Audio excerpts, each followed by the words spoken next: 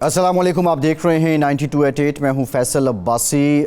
गुज़श्ता चंद रोज़ से पाकिस्तान में ज़ख़ीरा अंदोज़ों के ख़िलाफ़ क्रैकडाउन शुरू था और इसमें बिलखुसूस डॉलर की बात की जाए तो डॉलर के ख़िलाफ़ एक बड़े पैमाने पे जो लोग डॉलर को ज़ख़ीरा अंदोज़ी कर रहे थे, सट्टा खेल रहे थे, उनके ख़िलाफ़ क्रैकडाउन शुरू हुआ। फिर इसी तरह हमने ये भी देखा जो दीगर पहलू हैं, स्मगलिंग को लेकर भी ख़ासे इक़दाम किए गए और अब इनके नताइज आना शुरू हो गए हैं। पाकिस्तान के लिए इंतहाई खुशाइंद बात यह है कि आलमी ख़बरसां एजेंसी रॉयटर्स के मुताबिक पाकिस्तानी रुपये ने रवा माह यानी सितंबर में, आज सितंबर की आखिरी तारीख है, लेकिन सितंबर पहले हफ्ते से लेके अब तक दुनिया की तमाम करेंसियों को मात दे दी है और दुनिया भर में पाकिस्तानी करेंसी सबसे तगड़ी दिखाई दी है। इस बात का सबूत स्टेट बैंक ऑफ पाकिस्तान की जो रिपोर्ट है वो भी बताती है, उनके आदाद-ओ-शुमार भी बताते हैं कि अगर हम पिछले 3 हफ्तों की बात करें या हम 5 सितंबर की बात कर लें तो जो डॉलर था वो तकरीबन आपने देखा कि 307 रुपये तक पर था और करते करते अब जो डॉलर है वो इंटर बैंक में तकरीबन 287 रुपये 20 पैसे के करीब जाके बंद हुआ है। आखिरी जो कारोबारी रोज़ था उस पर, तो ये इंतहाई खुशाइंद बात है। इसी तरह अगर हम अगस्त 2023 में पाकिस्तान के ज़र मुबादला को देखें तो उनकी मालियत कोई 12.6 अरब डॉलर थी और इस माह जो सितंबर है इसमें यह बढ़कर 13.16 अरब डॉलर हो चुकी है। मईशत की बेहतरी के हवाले से दूसरी अहम खबर वजारत ख़जाना की जो ताज़ा तरीन रिपोर्ट है, इकनॉमिक अपडेट आउटलुक रिपोर्ट बराए सितंबर 2023, ये रिपोर्ट बताती है कि जुलाई और अगस्त का जो महीना था इसमें पाकिस्तान में गुज़श्ता माली साल के मुकाबले में 47.6% जो गैर मुल्की सरमायाकारी है या FDI है उसमें इजाफ़ा हुआ है। इसके अलावा FBR के रेवेन्यू में भी खातिर खा इजाफ़ा देखा गया है।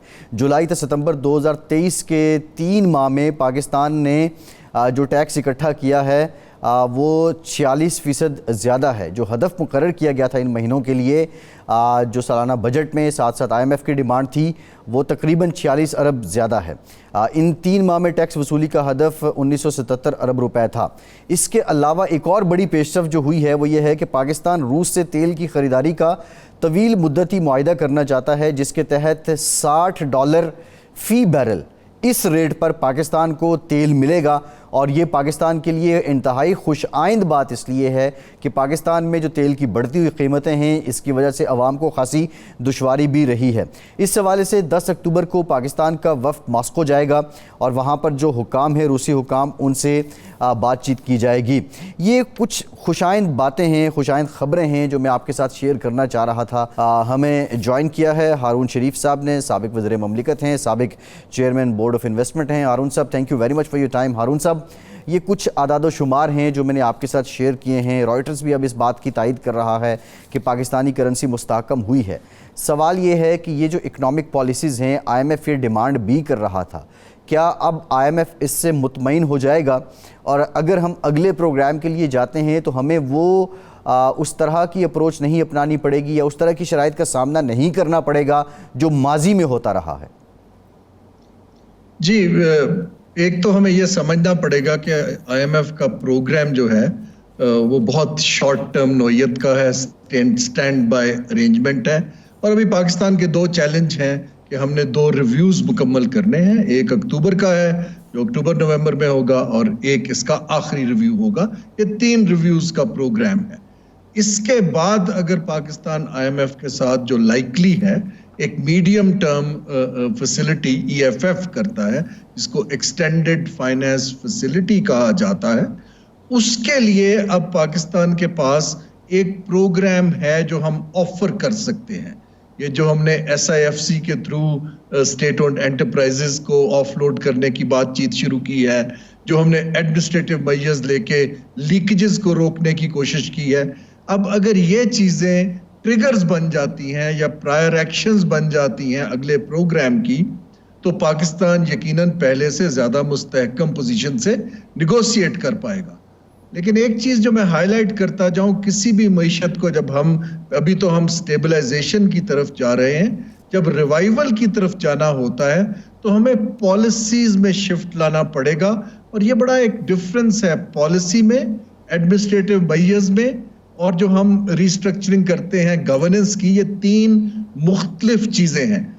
पॉलिसी का मतलब ये है कि जैसे आप टैक्स देखते हैं तो पॉलिसी मेजर ये होगा कि हम अपनी रिलायंस इनडायरेक्ट टैक्स पे कम करें, डायरेक्ट पे बढ़ाएं। हम अपना टैक्स नेट को वाइडन करें। एडमिनिस्ट्रेटिव मेजर ये होगा जो हमें नजर आ रहा है कि हम टाइटन करें, चोरी पकड़ें, जो सेक्टर्स नहीं दे रहे उनसे खींचें, ऑटोमेशन लाएं, तो हमें पॉलिसी और एडमिनिस्ट्रेशन दोनों को साथ लेके चलना होगा अगर हमने मईशत को रिवाइवल की तरफ ले जाना है। अगर खाली स्टेबलाइज करना है, जो कि हमारा मैक्रो स्टेबलाइजेशन है, वो शायद आईएमएफ के साथ इस दफा हम कंडीशंस कुछ अपनी ऐसी रख सकें जो हमारे कंट्रोल में है। अच्छा हारून साहब, अभी अगर हम टैक्स की बात करें, जो हमारा रेवेन्यू टारगेट था ओवरऑल जब ये रखा जा रहा था, इस पे बहुत ज़्यादा क्रिटिसिज्म भी हुआ कि ये बहुत ज़्यादा है, लेकिन फिर ये भी बात आई कि आईएमएफ की डिमांड पे भी है। अब हमने जुलाई से लेके जो हमारा सितंबर तक है उसमें ऑलमोस्ट 46 बिलियन रुपीज़ हमने ज़्यादा इकट्ठे कर लिए हैं। ये पॉलिसी की वजह से मुमकिन हुआ है या जो एडमिनिस्ट्रेटिव कंट्रोल बेहतर होने की वजह से हुआ है? ये जो ओवरसाइट बेहतर होने की वजह से हुआ है, इसको क्योंकि हुकूमत के सब जो हमारे पावरफुल सर्कल्स हैं उन्होंने अपनी तरजीह बनाया है, वो नजर आ रहा है विजिबिलिटी, और इसके हमने जो गवर्नेंस और एडमिनिस्ट्रेटिव के मैयज लिए हैं ये उसकी वजह से हो रहा है। मैं होपफुल हूं कि अनकरीब अगर हम एक दो पॉलिसी स्टेप्स भी ले लें, टैक्स नेट को वाइडन कर लें, तो ये टारगेट कहीं से कहीं और मजीद बढ़ सकता है। लेकिन इसमें एक बहुत इंपॉर्टेंट चीज है जिसकी खुशाइन बात है, जिसकी बातचीत अब शुरू हो गई है कि देखिए टैक्स कलेक्ट करना तो सप्लाई साइड है कि हमारे पास रिसोर्सेज कितने आ रहे हैं, लेकिन हमें जो हमारी एक्सपेंडिचर मैनेजमेंट है हमें उसको रैशनलाइज करना बहुत जरूरी है। आईएमएफ हमें ये नहीं कहता है कि जी आप यहां से खींचें, जबरदस्ती करें, वो कहता है कि अपने बजट का खसारा घटाएं। खसारा दो तरफ से घटता है, एक तरफ से अपने रेवेन्यूज बढ़ाएं और एक तरफ से इखराजात को ठीक करें और सही तरजीह में ले आएं, ताकि जो हमारे अननेसेसरी वेस्टफुल प्रोजेक्ट्स हैं, इंफ्रास्ट्रक्चर के हैं, कुछ पर्क्स हैं, प्रिविलेजेस हैं, एग्जेम्पशंस हैं, हमें उससे ग्रेजुअली अगले 3 साल में निकलना पड़ेगा। फिर हम पाकिस्तान के लिए इंशाल्लाह एक बेस बन जाएगा जिस पे आप मईशत को ग्रोथ की तरफ ले जा सकेंगे।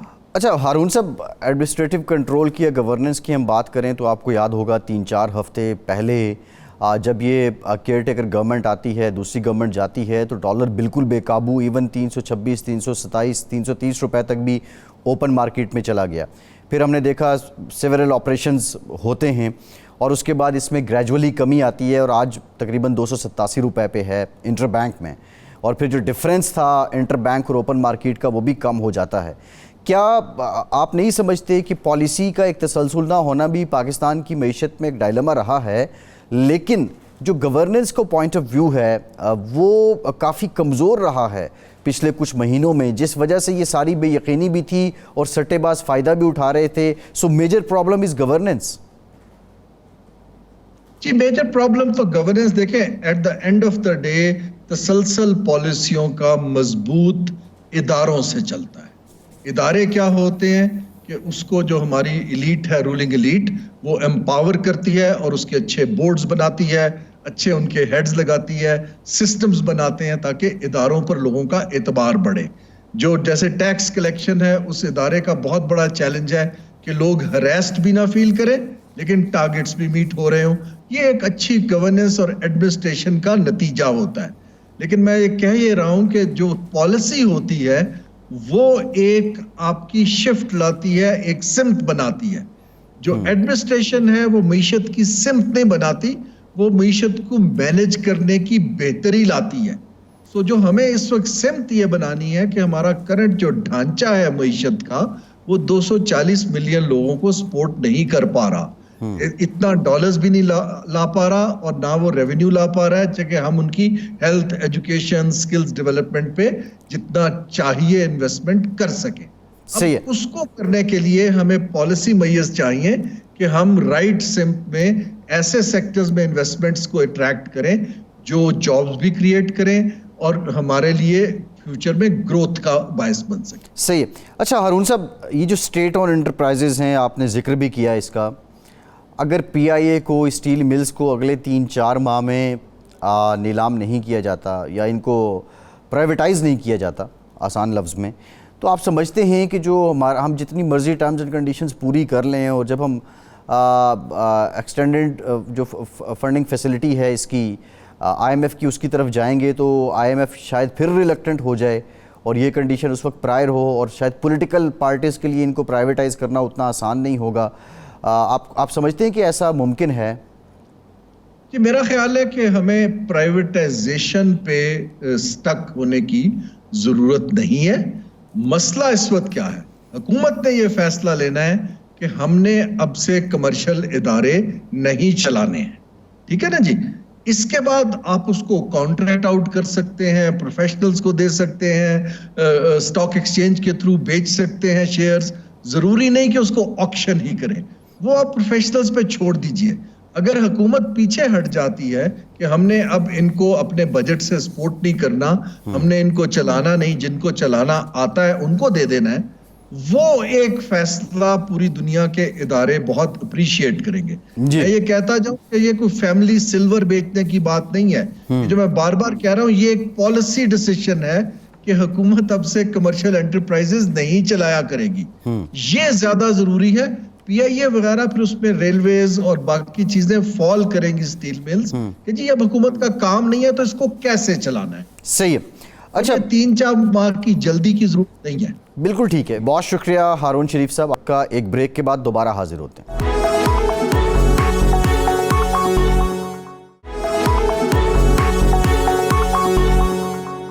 ब्रेक के बाद एक बार फिर से आपको खुशामदीद कहेंगे। हमें ज्वाइन किया है मलिक बोस्तान साहब ने, फॉरेक्स ट्रेडर एसोसिएशन के प्रेसिडेंट हैं। मलिक साहब, बहुत शुक्रिया आपका। मलिक साहब, हमने ये देखा कि रवा माह के शुरू में या पिछले माह के आखिर में जो ओपन मार्केट और इंटर बैंक का फ़र्क था डॉलर का, वो तकरीबन 20-25 रुपए तक पहुंच गया था। और फिर करते करते जब से ये क्रैकडाउन शुरू हुए, ऑपरेशन शुरू हुए ज़ख़ीरा अंदोज़ों के ख़िलाफ़, तो उसके बाद अब इतना खासा फ़र्क भी नहीं है और इंटर बैंक में 287 रुपये पे डॉलर है। सबसे पहले ये बताइए कि डॉलर क्या मज़ीद नीचे आएगा और कितना आएगा?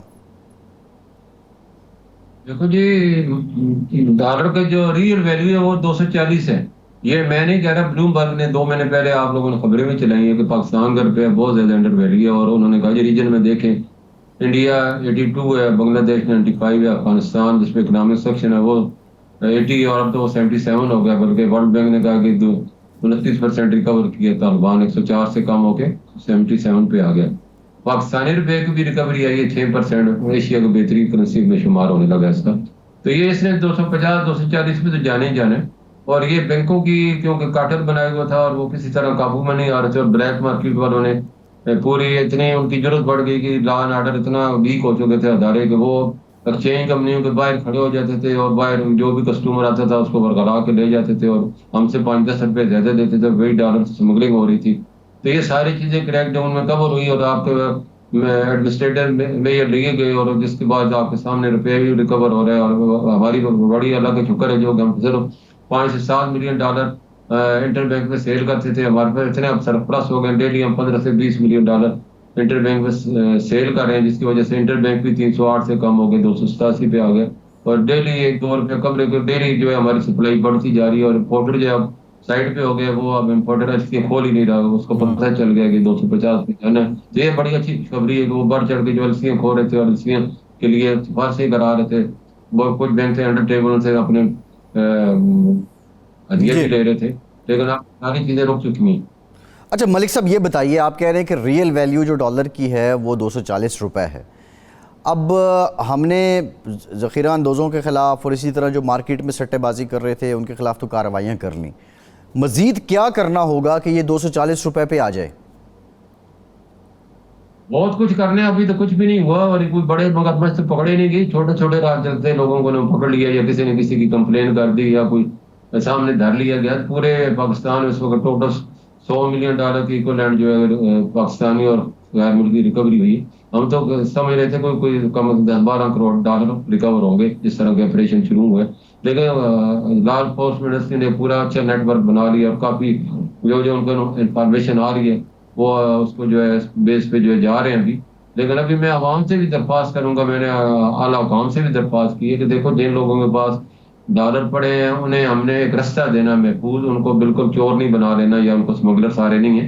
कुछ लोगों ने अपने पैसे, आपने जो अपना खुद एक दरवाजा खोला हुआ है नॉन फाइलर वाला, तो नॉन फाइलर वो दरवाजा होता है जो पैसा आपका आउट ऑफ बुक होता है, वो नॉन फाइलर कहलाता है, और वो 9,000 अरब है, बहुत ज्यादा पैसा है। और 2008 से लोग जो डॉलर का रेट 60 रुपीज था, बढ़ते बढ़ते 360 तक हुआ।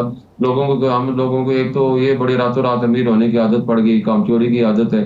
फिर हमारी वर्कर इतने कामचोर हैं कि वो जो भी आदमी बिजनेस करते हैं वो उनके हाथों हाथों यरमगाल हो जाता है। वो लोग इस तरह का कारोबार करना चाहते हैं कि उन्हें कुछ करना ना पड़े, बगैर वर्किंग के उन्हें जो है पैसे मिलते रहे। तो वो दो तीन ही कारोबार थे, गोल्ड था, सोना था, और इस तरह की प्रॉपर्टी थी या स्टॉक एक्सचेंज था, तो इसी में सारी इन्वेस्टमेंट हो रही थी।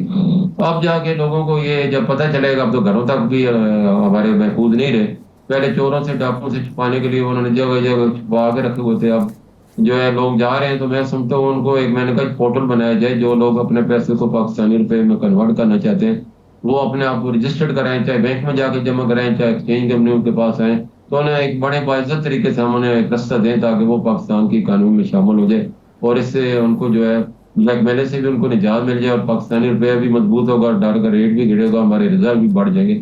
और जिन लोगों का भी पिछले दिन आपको याद होगा मीडिया पे ये आ रहा था कि जिन लोगों ने एक्सचेंज कंपनी से डॉलर खरीदे हैं उनके खिलाफ भी एक्शन होगा, उनके घरों में छापे मारे जाएंगे। तो फिर मैंने आला गांव से बात की, ये इस तरह से फिर ऑफिशियल चैनल में अंदर कोई आएगा ही नहीं, वो समझे ब्लैक मार्केट ही महफूज है हमारे लिए, या बाहर अपना पैसा महफूज है पाकिस्तान में, तो किसी न किसी तरह इनकी पहुंच में आ ही जाएगी। तो ये हम गलत मैसेज दे रहे हैं उन्हें। आप कहें कि बिल्कुल आपने किया गलत काम, अगर आप घर की बजाय बैंक में रखते तो हम आपके बड़े शुक्रगुजार है, मुल्क के काम आ गया, हम आपको बिल्कुल प्रोटेक्शन देते हैं। यानी आप मलिक साहब ये कह रहे हैं, आप ये कह रहे हैं कि हुकूमत को एक ऐसी पॉलिसी लानी चाहिए जो एक तरह से डॉलर एमनेस्टी हो, कि जो लोग, जिन लोगों के पास डॉलर हैं वो जमा करवा दें, जो सरकारी है, स्टेट बैंक है या जो बैंक है उसके पास प्रॉपर चैनल में ले आएँ। तो आप डॉलर एमनेस्टी की बात कर रहे हैं? नहीं, मैं एमनेस्टी की बात नहीं, क्योंकि IMF से हमारा मायदा एमनेस्टी दे ही नहीं सकते, लेकिन जो घरों में पड़ा है वो बिल्कुल ऑफिशियल चैनल से उन्होंने लिया है ना। लेकिन लोग जो है डरते हैं कि पीछे इतना बड़ा प्रोपेगेंडा किया गया अकाउंट फ्रीज का, डॉलर लाकर फ्रीज का, और पाकिस्तान का डिफॉल्ट होने का, तो लोगों ने घरों में रख लिए हैं तो उसको घरों में वो छुपा के रखते हैं कि चोर डाकू आते हैं तो कहीं उनकी नजर ऐसी ऐसी जगहों पे रखते हैं कि उनकी नजरों से बचे रहे। तो उनको हम तो लीगल वालों को कह रहे हैं कि उनको हम रास्ते दें, और वो भी रास्ते में जब आते हैं तो उनको बाद लोगों को पकड़ा गया और उनको कहा गया कि आपने कहाँ से आए हैं, तो उनको फिर बाद में उन्होंने अपने सोर्स दिए। तो हम इससे बेहतर नहीं कि हम उन्हें कहें अपने आप को रजिस्टर करा के आपके पास सोर्स। अब ऐसे भी लोगों ने हमें बताया कि जिसके बच्चे बाहर है, भाई बाहर है, वो जब छुट्टियां गुजारने आते हैं तो वो एक दोस्त को 10-12 इकट्ठे रहते हैं, उसको अपने पैसे दे देते हैं, उनको घरों को दे देते हैं, रियाल है, पौन है, दिरहम है, जो भी करेंसी होती है। तो वो जब चेंज कराने आते हैं तो रास्ते में धर लिए जाते हैं कि तुमने कहा, वो कहते हैं मेरा भाई बाहर है, बोला नहीं तुम झूठ बोल रहे हो। तो ऐसी चीजों को भी तो हम लोगों को तहफ़्फ़ुज़ देना, उनका लीगल पैसे, उनका एक सोर्स मौजूद है। तो ऐसे लोग जो घरों में जब छुट्टी आते हैं वो रखवा जाते हैं, जब कोई मकान खरीदना होता है, जब मरम्मत करनी होती है, ये प्लाट खरीदना है, तो उस वक्त वो चेंज कराते हैं। अच्छा, ये जो जी मलिक साहब, ये जो खबर आई है, ये जो खबर आई है कि 6% बेहतरी आई है पाकिस्तानी करेंसी में, ये कितना बड़ा पॉजिटिव सेंटिमेंट है पाकिस्तान में इन्वेस्टमेंट को लेकर, और बिलखुसूस जो रेमिटेंसेज हैं उनको प्रॉपर चैनल से लाने के लिए ओवरऑल इसका मैसेज बिजनेस कम्युनिटी में क्या जाता है? देखो जी, बहुत अच्छा जाता है, क्योंकि पहली दफा ऐसे हुआ कि इंटरनेशनल मीडिया ने भी कहा है कि पाकिस्तानी रुपया रिकवर हुआ है, वरना अमूमन ज़िग ज़ैग होता था, 2 दिन बढ़ता था, 4 दिन घटता था, 4 दिन घटता था, 10 दिन बढ़ने में लगा देता था। तो सारी हमारी मेहनत की गई किराए पे पानी फेर देते थे बैंक वाले।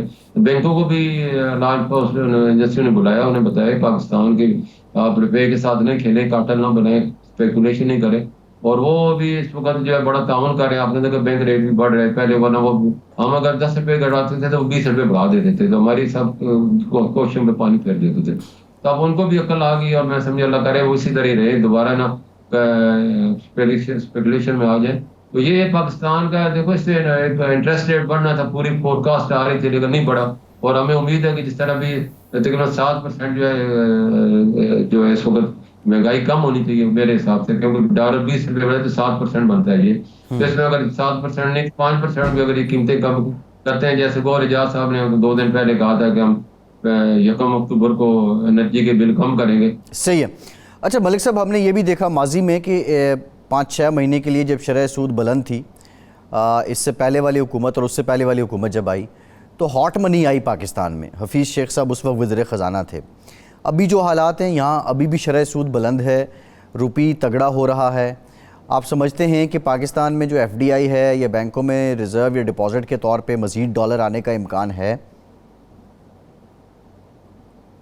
क्योंकि पाकिस्तान जितना इंटरेस्ट दुनिया में कोई भी नहीं दे रहा ना, हमें तो मजबूरी है। 10% डॉलर पे इंटरेस्ट कौन देता है? वहां तो ऐसे भी लोग हमने देखे 2% पे लेके पाकिस्तान को 10% में देते हैं, वो हमारे पाकिस्तानी होते हैं, आगे बैंकों को कर देते हैं। लेकिन अभी थोड़े से डरे हुए हैं, तो वो इतनी बड़ी तादाद में FDI नहीं आ रही, क्योंकि हमारा जो है इस वक्त रेट इतना ज्यादा बढ़ चुका है। वो शायद नीचे जाए तो लेके आए, क्योंकि नीचे में उनको सस्ता पड़ता है उनके। तो अभी वो इसका वेट कर रहे होंगे, क्योंकि पहले अमूमन यही होता है, जब वो लेके आते हैं और रेट जब बढ़ जाता है तो वो कहते हैं हमने जो मुनाफा कमाया था वो तो सारा डिवेल्यू में निकल जाता है। इसी वजह से एक वक्त हमारी 6 अरब डॉलर की FD थी, अब कम हो गई 1 अरब डॉलर से सालाना कम हो गई है। तो उसकी वजह ये हमारे अपने इन्वेस्टर बाहर चले गए, तो उनको भी अभी अल्लाह का शुक्र है, पाकिस्तान अब 250 तक ले आएगा, पाकिस्तान मजबूत हो जाएगा और लोगों को उम्मीद होगी हाँ भाई इस हुकूमत ने जो है जो हुकूमत ने chief of army staff Munir साहब को उनके क्रेडिट जाता है, जिन्होंने बड़ी कोशिश की और मार्केट पे हाथ डाला, और खासतौर गोल्ड मार्केट जो डेली 500 kg का गोल्ड मंगवा के करप्शन को पैसे को उसमें कन्वर्ट कर रहे थे, क्योंकि डॉलर अपना जरा गैर महफूज था, तो उन्होंने गोल्ड में कर दिया। आपने देखा इतने दिनों से गोल्ड की कीमतें एक वक्त 3 लाख के करीब थी, अब 2 लाख से भी कम हो गई। उसकी यही वजह है कि आप उसके बाहर नहीं रहा, उसका इंटरनेशनल भी गिर रहा है, यहाँ भी गिर रहा है। तो ये पाकिस्तान को जो ये पैसे ऐसी इन्वेस्टमेंट है जो को पाकिस्तान की GDP को कोई फायदा नहीं, चंद लोगों को उसका फायदा पहुंचा है। लेकिन अभी हमारा इंटरेस्ट रेट 22 यानी 1 करोड़ पे आपको 22 लाख, ऐसा कौन सा बिजनेस है जो आपको इतना जाएगा? इसके अलावा सब्सिडी जो है वो हमें गैर जरूरी जो है वो कम करनी होगी, पाकिस्तान के वो मनसूबे कम करने होंगे जिससे गैर तरक्याती बजट है उसको सेव करना होगा, तो IMF का हदफ हम पूरा कर सकें। जी, इसमें बहुत से हम चीजें करके पाकिस्तान को अपने पाँव पे खड़ा कर सकते हैं।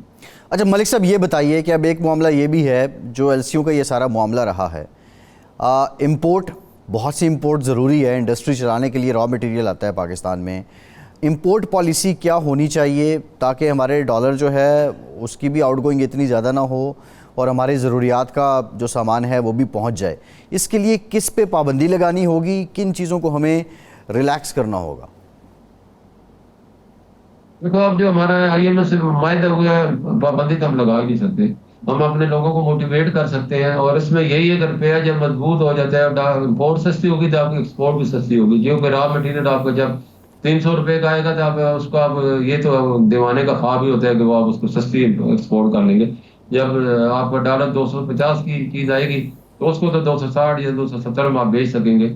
इस तरह हमारा एनर्जी का बिल है जो 36 अरब डॉलर सालाना है, जो सबसे बड़ा हमारा बोझ है, और इसके सबसे बड़ा बोझ तो IPP है, जैसे 5300 गर्दिशी कर्जे हो गए हैं, और इस IPP के नासूर को हमें जो है खत्म करना होगा या कुछ भी इनसे साथ रिव्यू करना होगा, क्योंकि ये हमारा बहुत ज्यादा पैसा ले जाते हैं। इस वक्त हमारे ईरान के साथ जो हमारा मायदा है ऑयल और गैस का, ईरान ने वादा किया है 20% कम में देगा, और हमारे 7 अरब डॉलर बचते हैं हम। इसी तरह 2 अरब डॉलर हमारे ट्रांसपोर्ट के बच जाते हैं, ये 9 अरब डॉलर तो हम यहाँ से बचा सकते हैं। ठीक, बहुत शुक्रिया मलिक खान साहब, आप हमारे साथ मौजूद थे।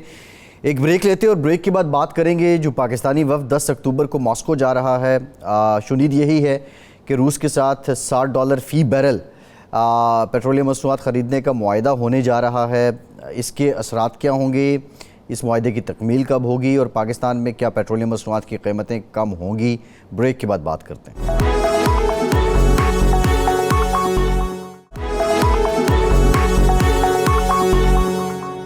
ब्रेक के बाद एक बार फिर से आपका खैर मकदम करते हैं। हमें ज्वाइन किया है पाकिस्तान के मायनाज मईशतदान डॉक्टर खाकान नजीब साहब ने। डॉक्टर साहब thank you very much for your time. Doctor साहब मैं कुछ जो इकनॉमिक इंडिकेटर्स हैं उस पर भी आऊँगा। खासी बेहतरी आई है इस महीने में, रॉयटर्स ने भी खबर लगाई है पाकिस्तानी करेंसी से मुताल्लिक कि इसमें भी बेहतरी आई है। लेकिन पाकिस्तान के एक अंग्रेज़ी अखबार ने खबर लगाई है कि पाकिस्तानी वफ़द 10 अक्टूबर को मॉस्को जा रहा है और रूस के साथ मुआहदा है जो $60 फ़ी बैरल का, ये तय होने जा रहा है। इससे मुताल्लिक आपके पास क्या इत्तलात हैं और ये हो जाएगा, और इस पर जो बिलखुसूस अमरीका है, G7 हैं, क्या उनकी तरफ से तो कोई एतराज़ नहीं होगा? जो भी कैपेसिटी है पाकिस्तान में रशियन ऑयल को रिफाइनरीज में यूज़ करने की, उसको यूज़ किया जा सकता है। आपको पता है कि रूस इंडिया में भी तेल बेच रहा है, सो इंडिया को तो शायद किसी ने नहीं रोका। पाकिस्तान भी दुनिया भर से तेल खरीदता है, अरब लाइट खरीदता है। तो अगर कोई रशिया से हमें कम कीमत पर ऐसा तेल मिल रहा है जो हमारी रिफाइनरीज कर सकती हैं यूज़, तो वाई नॉट। मतलब ये तो इतनी सादा गुफ्तगू है। द वर्ल्ड इज ओपन, हमें दुनिया से जहाँ से भी बेहतर दाम, बेहतर शर्तों पर चीज़ मिलती है, हमें उसको इस्तेमाल करना चाहिए। एनर्जी नीड पूरे करने के लिए तो खित्ते में ज़रूर देखना चाहिए, जैसे हम टैपी को देख रहे हैं, कार कंट्रीज़ हैं, ये तो हमारे खित्ते के लोग हैं। तो इन अपनी नीड्स को पूरा करने के लिए पाकिस्तान को ज़रूर यूज़ करना चाहिए, इसमें कोई ऐसी बात नहीं है। डॉक्टर साहब, लास्ट टाइम भी जो हुआ था और जो जहाज़ आया था रूस से तेल का, प्रॉब्लम यही था कि उसको यहाँ पे रिफाइनरीज़ में हम ट्रीट नहीं कर सकते थे, और शायद एंड प्रोडक्ट तो हमारे पास आएगी नहीं कि जिसको हम एज इट इज़ यूज़ कर सकें। तो ये कितना बड़ा चैलेंज पाकिस्तान के लिए अब है कि अपनी जो रिफाइनरीज़ हैं उनको थोड़ा ऑटोमेशन पे लाएं, उनमें जिद्दत लाएं। अगर हम ये कर लेते हैं तो फिर हमारे लिए कोई इतना बड़ा चैलेंज नहीं रहेगा रूस से हम तेल ख़रीदें या कहीं और से ख़रीदें।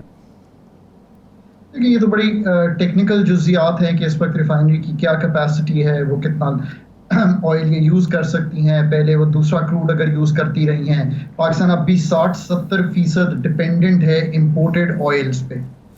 सो अगर आप इसकी और डेप्थ में जाएंगे तो ये कहना पड़ेगा कि पाकिस्तान के पास अगर पिछले साल 47 वेल्स की ड्रिलिंग हो रही थी, तो आज से चंद साल पहले 110 वेल्स की ड्रिलिंग हो रही थी। तो क्यों नहीं हमें अपने वेल्स की ड्रिलिंग करनी। 2014 में 100 वेल थे और अब सिर्फ 47 हैं। जी, तो अगर आपने खुद ये बात सामने रखी तो फिर तो मैं ये कहूँगा कि आपको अपने इंडिजिनस रिसोर्सेज को यूज़ करना है। पहली प्रायोरिटी तो आपकी ऑब्वियसली ये होगी कि आप अपने इंडिजिनस रिसोर्सेज को यूज़ करें।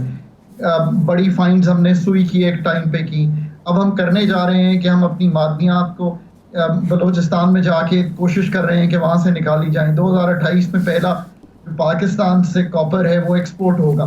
तो इस बात में तो कोई गुंजाइश नहीं है कि हमें अपनी इकोनॉमिक गवर्नेंस जो है उसको हर एरिया में बेहतर करना है। एनर्जी तो अब एक कलीदी एरिया है जिसमें एक ओवरऑल स्ट्रक्चर बनना है, चाहे वो बिजली हो, गैस का सेक्टर हो, पेट्रोलियम का सेक्टर हो। ये तो बात आपकी बिल्कुल दुरुस्त है। तब तक जब तक हम इंटरनेशनल डिपेंडेंट हैं तो हमें ये जाकर देखना है कि क्या हमें कभी ऑयल की हेजिंग करनी चाहिए। मैं बड़े क्लियरली आपको ये कहता हूँ कि जब कोविड के ज़माने में ऑयल बहुत नीचे चला गया था, मैं कंसिस्टेंट था इस चीज़ पे कहने में कि पाकिस्तान को ऑयल अगले 2-3 साल के लिए हेज कर लेना चाहिए, यानी कि फ्यूचर्स की बाइंग कर लेनी चाहिए, क्योंकि ये इतना नीचे चला गया है। जब भी कोविड ख़त्म होगा, अब ऑयल इस वक्त $95 पे है, ब्रेंट अरब लाइट 100 के करीब जाकर फिर 95 पे आया है। तो अगर आप देखें तो ऑयल तो इंटरनेशनल मार्केट में ऊपर जा रहा है। किसी मुल्क ने उस दौरान ऑयल खरीदा है डॉक्टर साहब, जब इवन माइनस में चला गया? वो एक तो ये भी खबर आई कि वो आपको $60 भी दे रहे थे अगर आप खरीदें, एक टाइम ये भी आया। तो किसी मुल्क ने इस दौरानिए में खरीदा? देखिए ना, वो तो बहुत से मुल्क बहुत से काम कर रहे होते हैं, और ऐसा भी हुआ होगा कि स्टोरेज फैसिलिटी नहीं होगी तो people would like to get their oil out, वैसा ज़रूर हुआ होगा उस ज़माने में। बट पाकिस्तान या कोई भी ममालिक जो ये सलाहियत रखते हों कि वो ये काम कर सकें, तो वो ज़रूर कर सकते होंगे, जिसे आप कहेंगे फॉरवर्ड बाइंग या हेजिंग ऑयल की। तो बहुत से मुल्कों ने ये काम किए होंगे। आपने ये भी इंश्योर करना है कि पाकिस्तान की आने वाली 5-10 साल की जो नीड्स हैं वो कैसे इस पूरे इकोसिस्टम में होगी, एनर्जी की कौन सी चीज़ होगी। जैसे मैं तो ये कहता हूँ कि पाकिस्तान में बिजली ही होनी चाहिए जो कि घर इंडस्ट्री चला रही हो, क्योंकि गैस जो है उससे तो एफिशिएंट बिजली बनानी चाहिए। सोलर है, हवा है, ये सारे काम तो अब आपको करने हैं। अब इन कामों की तरफ तो आपको जाना है। आपने ये जो फॉसिल फ्यूल्स है इससे निकलना है, ग्रीन एनर्जी पे जाना है। ये सारा इकोसिस्टम जो है ये डेवलप करने के लिए तो आपको मिनिस्ट्री ऑफ एनर्जी में एक सलाहियत, एक काबिलियत कायम करनी है। यही है ना फ्यूचर। ये सब कुछ किया जा सकता है पाकिस्तान के पास। लेकिन डॉक्टर साहब अब मामला ये है, डॉक्टर साहब आप इंडिजिनस रिसोर्सेज की बात कर रहे हैं, उनको यूटिलाइज करने की। अब 2035 तक पाकिस्तान को जो ऑयल की ज़रूरियात होंगी वो अराउंड 44 मिलियन मेट्रिक टन होंगी, और अब से तकरीबन 50-60% ज़्यादा होंगी जितनी अब हैं। अब सवाल ये पैदा होता है कि हमारे पास टेक्नोलॉजी, एक्सपर्टीज़, कैपेसिटी क्या मौजूद है, या हमें मुआहदे करने पड़ेंगे, और अगर हम मुआहदे करते हैं तो उसमें फिर कोई फ़ैसला आड़े नहीं आ जाएगा। ये जो अनसर्टेनिटीज़ हैं इनका हल क्या है?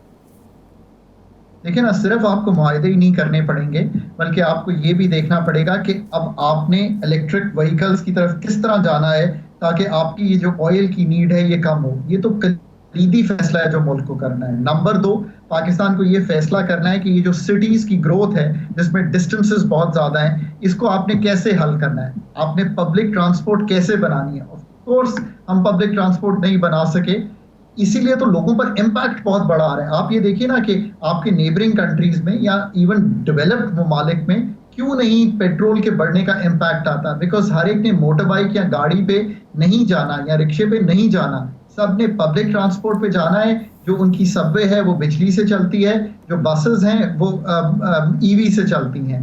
सो इसीलिए उनके लिए बढ़ी हैं कीमतें, पर उस तरह से इम्पैक्ट नहीं है जो पाकिस्तान पे इम्पैक्ट है।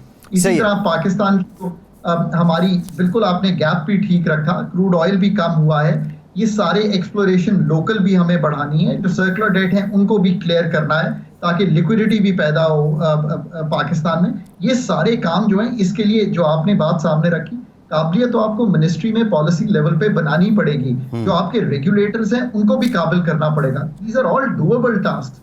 ये पाकिस्तान के लिए कोई इतना मुश्किल टास्क नहीं है जो हम आपके सामने रख रहे हैं। अगले 10 साल में ऐसी एनर्जी की नीड्स बनाइए कि पाकिस्तान 2035 तक काफी हद तक इंडिजिनस रिसोर्सेज पे आ गया हो, सेल्फ सफिशिएंट हो, ट्रांजिशन कर रहा हो और फॉरवर्ड लुकिंग हो। और अभी 41,000 नेम प्लेट कैपेसिटी जो इस वक्त बिजली की है उसको यूटिलाइज कीजिए। बिजली की कीमत को कम करने के लिए, जैसे मैंने गैस का कहा, बहुत से काम किए जा सकते हैं। ये सब काम होने हैं अब अगले 5 से 10 साल में।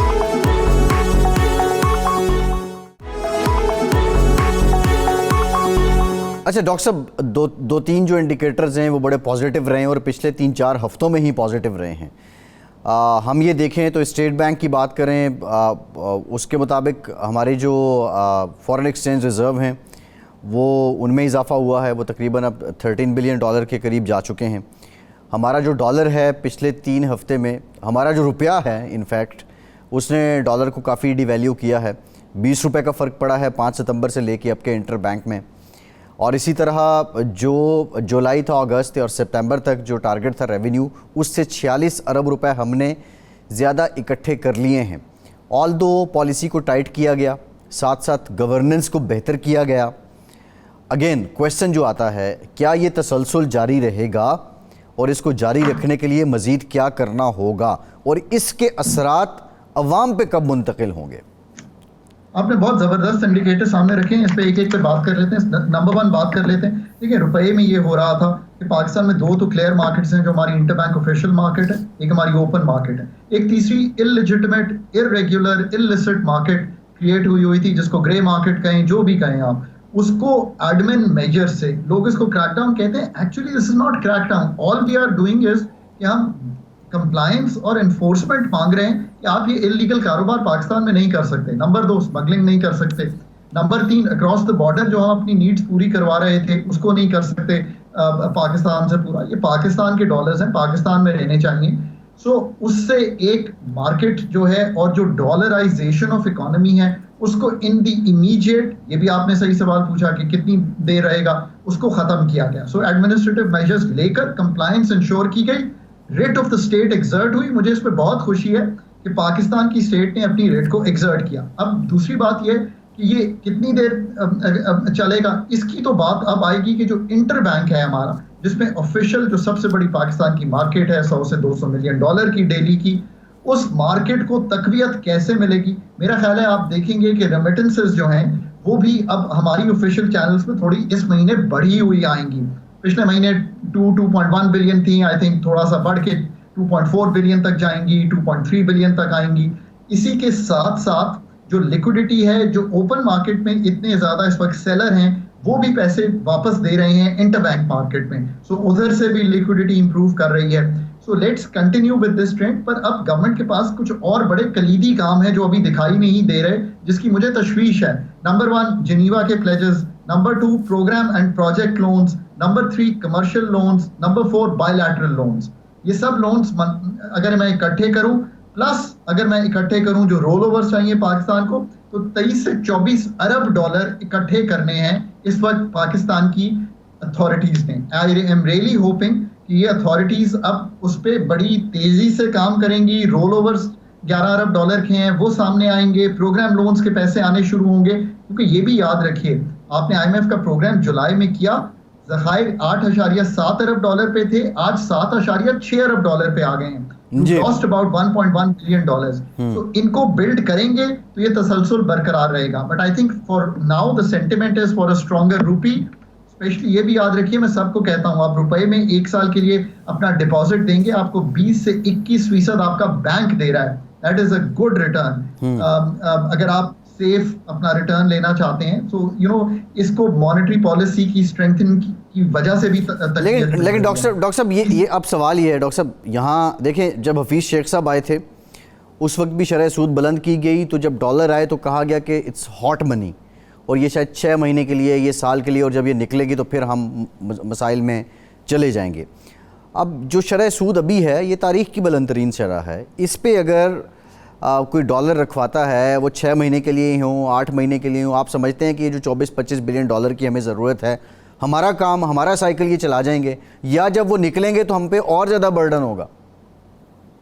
तो आपने बड़ी सही बात की है, इसीलिए मैं कहता हूं कि पैसे आपको जो इनकमिंग है एक्सपोर्ट्स बढ़ा के, रेमिटेंसेस को वापस फॉर्मल चैनल पे लाके, ये जो लॉन्ग टर्म प्रोजेक्ट लोन्स हैं इनसे, और आरडीएस जिसका आपने जिक्र किया, रोशन डिजिटल अकाउंट्स में भी इस वक्त फंडिंग आएगी, बिकॉज रेट पाकिस्तान काफ़ी अच्छा दे रहा है, उन पे भी अभी कुछ रेट बढ़ा भी है।